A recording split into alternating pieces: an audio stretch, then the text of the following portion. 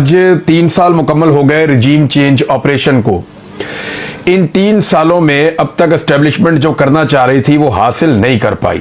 यानी पहले ये होता था कि एस्टेब्लिशमेंट जब भी रिजीम चेंज करती थी तो अवाम उसको वेलकम करते थे, अवाम खुश आमदीद कहते थे, वो कहते थे ठीक किया आपने, खैर मकदम किया जाता था पाकिस्तान में, लोग मिठाइयाँ बांटते थे। लेकिन इस मरतबा एस्टेब्लिशमेंट ने, जर्नैलों ने एक गलत आदमी से पंगा ले लिया। ये आदमी कौम की नज़रों में करप्ट नहीं था, बेईमान नहीं था, फ्रॉडिया नहीं था, और इस आदमी के किरदार के हवाले से कौम बड़ी क्लियर थी और वो ये जानते थे कि इसको ज़ाती लालच कोई नहीं है, ये जो भी कर रहा है अपने मुल्क के लोगों के लिए कर रहा है। इसके फैसले गलत हो सकते हैं लेकिन इसकी नीयत खराब नहीं है। तो जब एस्टेब्लिशमेंट ने एक डिफरेंट आदमी के साथ पंगा लिया, रवायती सियासतदानों को छोड़कर उन्होंने एक ऐसे सियासतदान से पंगा लिया जो हुकूमत से ज्यादा लीडरशिप में यकीन रखता है, जो नजरियात के ऊपर चलता है। जब उससे पंगा लिया तो फिर काम खराब हो गया और इस पे बेशुमार इल्जामात लगाए गए, लेकिन लोग मुतमईन नहीं हुए। उल्टा यह हुआ कि पहली मर्तबा तारीख में अवाम बजाय इसके कि एस्टेब्लिशमेंट के साथ या जर्नैलों की सोच के साथ खड़ी होती, अवाम पहली मर्तबा पूरी शिद्दत से दूसरी जानिब खड़े हुए तन्हा, अकेले और निहत्ते शख्स के साथ खड़ी हो गई। लोग उसके साथ जुड़ गए और फिर उस शख्स ने, इमरान खान ने, अपनी जुर्रत से, बहादुरी से, हिम्मत से, हार ना मानने की जो उसकी जबिल्लत है उससे उसने पाकिस्तान की एस्टेब्लिशमेंट को तिगनी का नाच नचवा दिया। यानी एस्टेब्लिशमेंट को कोई भी आदमी पाकिस्तान की तारीख में इतना भारी नहीं पड़ा जितना इमरान खान पड़ा है। जुल्फिकार जी भुट्टो का मसला था, उन्होंने फांसी देके हल कर लिया था और अवाम ने उस वक्त जो रद्द-ए-अमल दिया था वो भी सतही नौइयत का था, इस लेवल का शऊर नहीं था। लियाकत अली खान साहब जो हैं वो गोली लगी और बात खत्म हो गई। फातिमा जिन्ना को जैसे अयूब खान ने कंट्रोल किया, जो कुछ किया वो तारीख का हिस्सा है, लेकिन उन्होंने भी मैनेज कर लिया था। पाकिस्तान 2 टुकड़े कर दिया लेकिन एस्टेब्लिशमेंट हारी नहीं, उन्होंने लोगों के जत्थों को अपने साथ जोड़कर रखा। यह पहली मर्तबा है कि एस्टेब्लिशमेंट तन्हाई का शिकार हो गई है। अब हो यह रहा है कि इमरान खान के साथ लोग जुड़ते जा रहे हैं और एस्टेब्लिशमेंट के खिलाफ होते जा रहे हैं, और जिस शख्स के साथ लोग जुड़ रहे हैं वो अभी भी कह रहा है कि यार मेरी फौज है, खुदा का नाम ले। लोगों और फौज के बीच में जो नफरत पैदा हो रही है या जो फासले पैदा हो रहे हैं उनको खत्म करें, इस तरफ आ जाएं, वो अभी भी ये कहता है।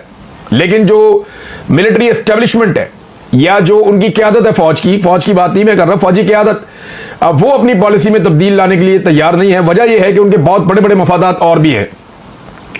अब इसमें जो है वो बहुत कुर्बानियां दी है जी पाकिस्तान तहरीक इंसाफ ने, इस जमात ने। ऐसी तारीख में कोई मिसाल नहीं मिलती। रिकॉर्ड गिरफ्तारियां, 20,000 से ज्यादा गिरफ्तारियां। कोई आर्म फोर्स भी हो ना, कोई जबरदस्त किस्म की फौज भी हो, उसके भी 2,000 बंदे गिरफ्तार हो जाए तो उनका मोराल डाउन हो जाता है। 4,000 बंदे गिरफ्तार हो जाएं, 4,000 उनके जवान गिरफ्तार हो जाएं तो बेड़े गर्क हो जाता है। और अगर फौजियों के घरों की खवातीन गिरफ्तार हो जाए और ये हालात पैदा हो जाएं तो बिल्कुल ही सत्यानाश हो जाता है। लेकिन आप अंदाजा करें कि पाकिस्तान तहरीक इंसाफ एक नजरियाती जमात है और ऐसी जमात है कि जिसके 20,000 से ज्यादा लोग गिरफ्तार हुए और उनका मोराल डाउन नहीं हुआ। वो जो बंदा जेल से निकलता है वो नारे लगाता हुआ निकलता है, उसके ऊपर फूल बरसा रहे होते हैं बाहर खड़े हुए लोग खुशी खुशी हंसते हंसते गिरफ्तारी देते हैं, डंडे खाते हैं, मार खाते हैं। लोगों ने खड़े होकर गोलियां खाई हैं और अपने जख्मियों को उठा के अस्पतालों में पहुंचाया। लोग डी चौक में शहीद हुए, उनसे जाके पूछो, वो कहते हैं हम फिर डी चौक जाना चाहते हैं और हम अपने लीडर को आजाद करवाएंगे।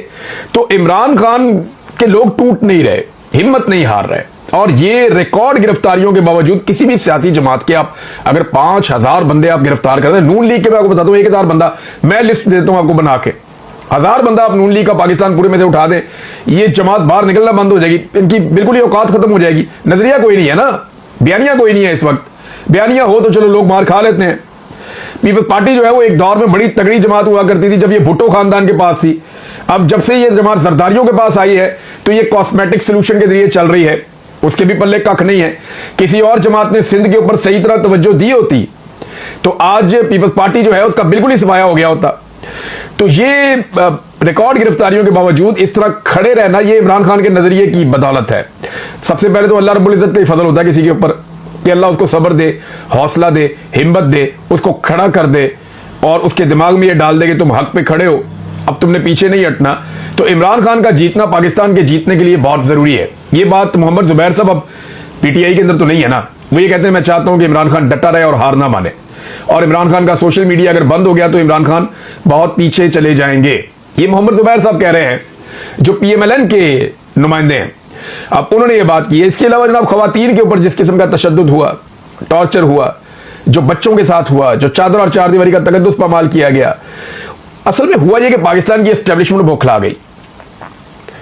उन्होंने कभी इतने सख्त दुश्मन का सामना ही नहीं किया। पाकिस्तान के अंदर उनको आदत पड़ी हुई थी, इसको पकड़ा चपेड़े मारी, इधर कर दिया, उसको उठाया, उसको अंदर कर दिया, इसको लापता कर दिया, जो बोलने के लिए निकला उसको डंडे मार दिए, कोई ज्यादा उछल रहा उसको गोली मार दी, बंदों को जबरी तौर पे गुमशुदा कर दिया। ये पाकिस्तान की एस्टेब्लिशमेंट का जो है ना, वो इनका झाका खुला हुआ था कि जो मर्जी करते जाओ और लोगों को कंट्रोल रखो और जो है वो आप आराम से अपना रूल यहां पे कायम रखें।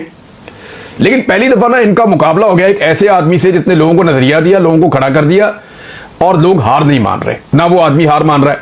तो इसमें एस्टेब्लिशमेंट पहले तो बुखलाहट का शिकार हो गई, उसके बाद उन्होंने जनाब इस चीज को एक चैलेंज के तौर पे ले लिया, और तब से लेकर अब तक लगातार कभी ओवरसीज पाकिस्तानियों पे अटैक होता है, कभी सोशल मीडिया पे अटैक होता है, कभी लोग जबरी तौर पे लापता किए जाते हैं। लेकिन पुरअमन तहरीक की इससे बड़ी मिसाल और कोई नहीं होगी।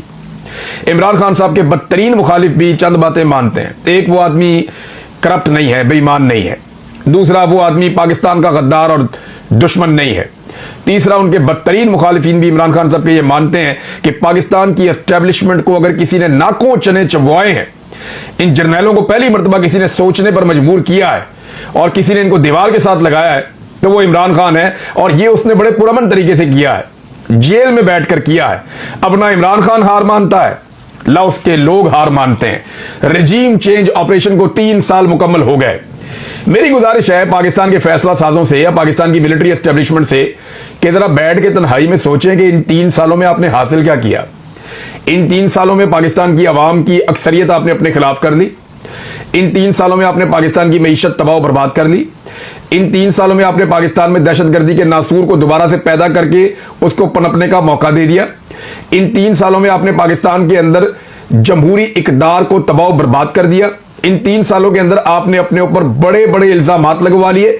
इन 3 सालों के अंदर आपने अपना सारा कारोबार और सारी चीजें बेनकाब करवा ली।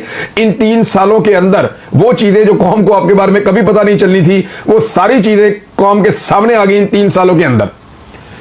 इन 3 सालों के अंदर पाकिस्तान की मईशत कहां से कहां पहुंच गई और आलमी सतह पे पाकिस्तान कहां है। यानी पाकिस्तान के अंदर जुल्म, जबर, फसाइयत, इंसानी हकूक की पामालियों के तौर पे इस मुल्क को जाना जाता है। दहशतगर्दी की लिस्ट में पाकिस्तान दुनिया में दूसरे नंबर पे आ गया है। यह है आपकी इन 3 सालों की टोटल कमाई। आप एक शख्स को हराना चाह रहे थे जिसका नाम इमरान खान है। उस शख्स को हराने के चक्कर में हर मैदान में आप हार गए, लेकिन वो आदमी ना आपसे हार रहा है और ना वो आपसे ऐसे हारेगा। एक ही तरीका है उसके साथ, आप जाएं और जाकर उसे बैठें और उसे कहें कि हमें कोई फेस सेविंग दे दे, हमें किसी तरह से इसमें से निकाले, पाकिस्तान की खातिर हम आगे बढ़ना चाहते हैं, तो फिर वो आपको कोई रास्ता दे देगा। वो बार बार ये बात करता है कि यही एक रास्ता है जिससे मैं निकाल सकता हूं सबको। उसको अपनी जात के लिए कोई डील आपसे नहीं चाहिए, ये आपकी भूल है। दूसरा आ जाए